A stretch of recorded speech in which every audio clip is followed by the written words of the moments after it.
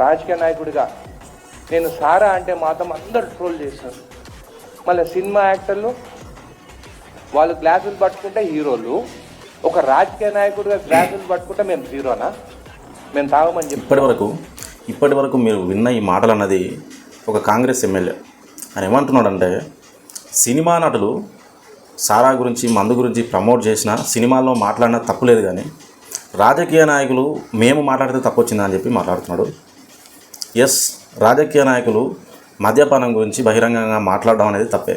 ఎందుకంటే సినిమా నటులు వాళ్ళ ఒక పెయిడ్ ఆర్టిస్టులు. ఎందుకంటే ఏదైనా ఒక సినిమాలో వాళ్ళు యాక్ట్ చేస్తున్నప్పుడు దానికి తగ్గ రెమ్యూనరేషన్ తీసుకుంటారో, అది అయిపోయిన తర్వాత వాళ్ళ లైఫ్ దానికి ఎలాంటి సంబంధం ఉండదు. ఇక నెక్స్ట్ రాజకీయ నాయకులు అంటేనే ప్రజల ఓట్లతో ప్రజా జీవితాలను ఉద్ధరించడానికి, తమ జీవితాలను అంకితం చేయడానికి వచ్చిన వాళ్ళు. అంటే రాజకీయ నాయకులకు ప్రైవేట్ లైఫ్ లేదు. వాళ్ళు మాట్లాడేది, నడుచుకునేది ప్రతిదీ కూడా పబ్లికే. కాబట్టి చాలా జాగ్రత్తగా ఉండాలి.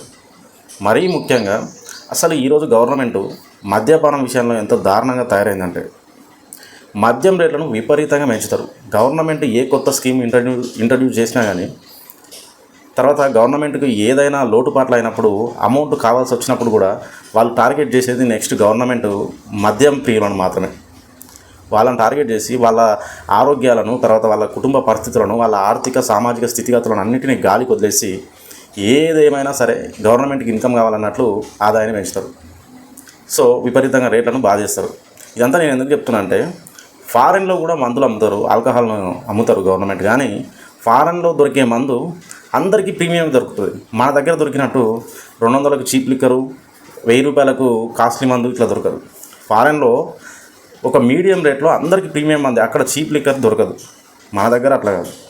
నువ్వు ఒక లిక్కర్ను తయారు చేయడానికి మేకింగ్ ఛార్జెస్ 100 రూపాయలు అయితే గవర్నమెంట్ 900 ట్యాక్స్ రూపంలో మన దగ్గర వసూలు చేస్తుంది. అంటే నువ్వు ఏ బ్రాండ్ తీసుకో, అసలు కాస్ట్లీ బ్రాండ్లు తీసుకున్నా సరే దాని మీద దాదాపు 70% ట్యాక్స్ రూపంలో వసూలు చేస్తుంది. దాని మేకింగ్ ఛార్జెస్ వచ్చి ఓన్లీ 30%. ఇకపోతే ఆల్కహాల్ తీసుకోవడం వల్ల ఆర్థికంగా, తర్వాత వాళ్ళ ఫ్యామిలీ పరంగా ఇన్ని ప్రాబ్లమ్స్ ఉన్నప్పుడు ప్రజలే ఆల్కహాల్ను తీసుకోవడం మానేయచ్చు కదా అని చెప్పి మీరు అనొచ్చు. బట్ ఆల్కహాల్ తీసుకోవడం అనేది మన లైఫ్లో ఒక పార్ట్ అయిపోయింది. అంటే మ్యాక్సిమం నువ్వు ఎంత ట్రై చేసినా దాన్ని పూర్తి స్థాయిలో నిషేధించడం అనేది సాధ్యం కాదు.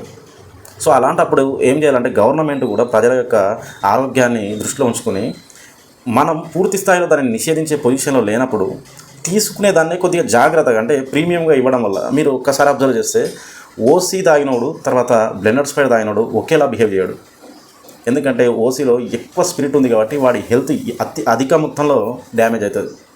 బ్లెండర్ స్ప్రైట్ అంటే అది హై రేంజ్ వాళ్ళు తీసుకుంటారు, వాడు రియాక్ట్ అయ్యే విధానం కూడా సోషలాజికల్గా చాలా నిదానంగా రియాక్ట్ అవుతున్నాడు. కాబట్టి ఇంత డిఫరెన్స్ ఉన్నప్పుడు ప్రజల యొక్క శ్రేయస్సును గుర్తుపెట్టుకొని గవర్నమెంట్ ఏం చేయాలంటే ప్రీమియం మందునే అమ్మాలి.